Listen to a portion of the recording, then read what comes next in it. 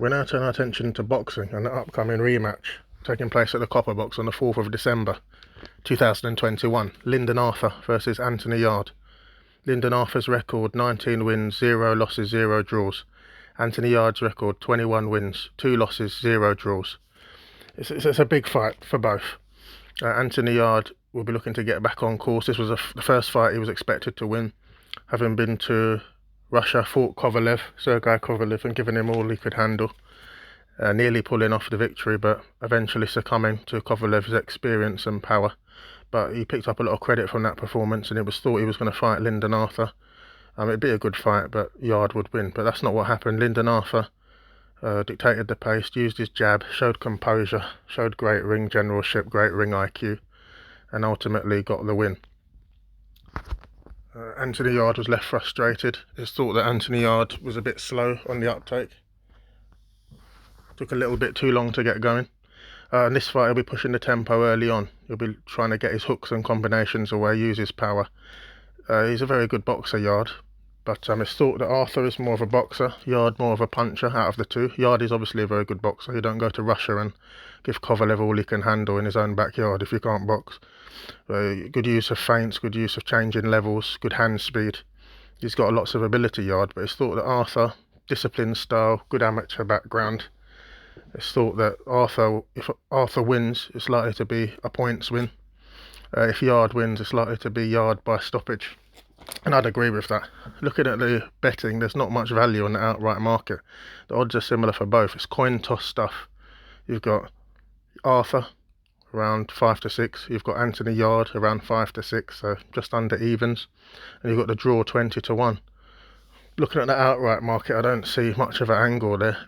The bookies have it as a coin toss, and I think it is a coin toss. Either Yarde will get through to him, turning up the tempo early and get the stoppage, or I think Arthur will stick to a disciplined game plan like he did in the first fight, dictate the fight with his jab. I mean, apparently his right hand was injured in the first fight. He still got it away a few times. He did throw it, but they say he's injured. He was injured in the first fight, but his right hand. But now working fine, back to full health. He should be able to land that right hand more. And I just think he's very disciplined, Arthur, so that composure he has, it'll be difficult for Yarde to break down. I don't think Yarde can just run over to him and start throwing bombs. I think Arthur, he watches his opponents very closely. I think there's a touch of the Mayweathers about that, and the way that Lyndon does that. If you look at what Andre Berto said, there's a YouTube video where Andre Berto cited Floyd Mayweather's technique and the way he keeps an eye on you and watches you at every point of the fight. He described it as a very stressful experience. When Andre Berto sitting in the corner, he could see Floyd looking at him, seeing how much he's breathing, whether he's puffing and blowing.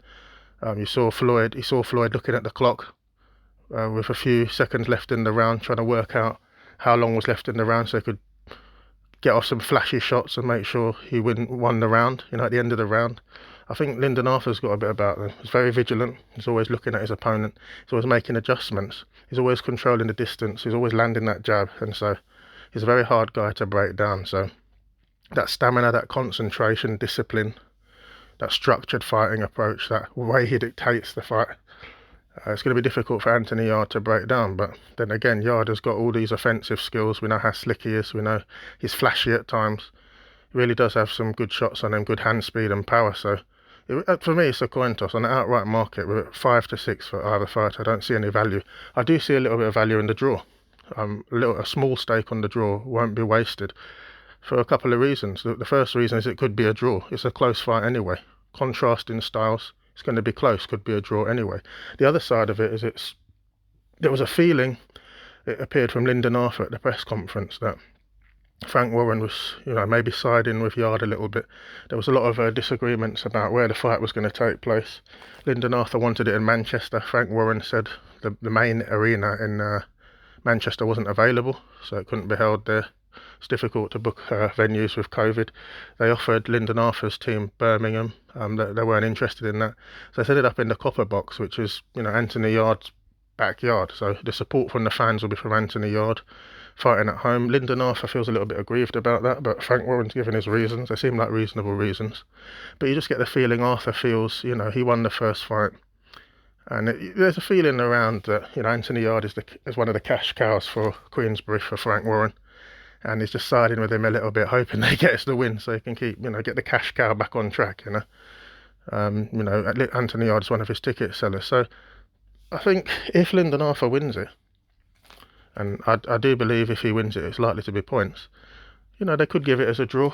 How boxing is with the politics and the way things work in boxing. It's never 100% straightforward. So if Lyndon Arthur puts on a masterclass but shaves it could be given as a draw. So a small stake on that. Don't go mad with it. A stake, you put down a stake that if you lose it, you don't care. And if you win, it's a bonus, a nice 20 to 1. 20 times your money, you can't complain. So I'd have a little bit on the draw. As I've said earlier, if you like Arthur, I'd go for Arthur on points, dictating the fight, using his skills and ring IQ. And then if you're going for Yarde, I think it's worth going for the TKO stoppage. I've struggled to find odds for these method of victory bets. I'm assuming that if you go for Arthur on points, you're going to get something like 6 to 4, 7 to 4 if you're lucky. So there's a little bit of a boost on that 5 to 6 that's available just for the straight win. And then Anthony Yarde probably be 7 to 4, 2 to 1 for the knockout. So you get a little boost on the 5 to 6 that's available on the outright market for Yarde to win. So you just get a little boost. It's not much more, but boosts the odds a little bit more, and bump up the returns. There's a little bit of beef between the trainers, Pat Barrett, Tunde Ajayi. They went at it at the press conference. I don't think that'll influence the fighters too much. Arthur's a professional. He stays pretty composed most of the time and focused on the task in hand. Anthony Yarde seems very focused, had some choice words to say at the press conference. So the altercation between Ajayi and Barrett, it was a nice sideshow, but I think the two fighters are very professional and will stick to the task. It's going to be a good fight. I think it's a 50-50, but as I said, have a glance at the draw, have a glance at Arthur on points if you like him, have a glance on Yarde by stoppage if you fancy him. Enjoy the fight, give me a comment, who do you think will win, and enjoy the fight, and I'll see you next time.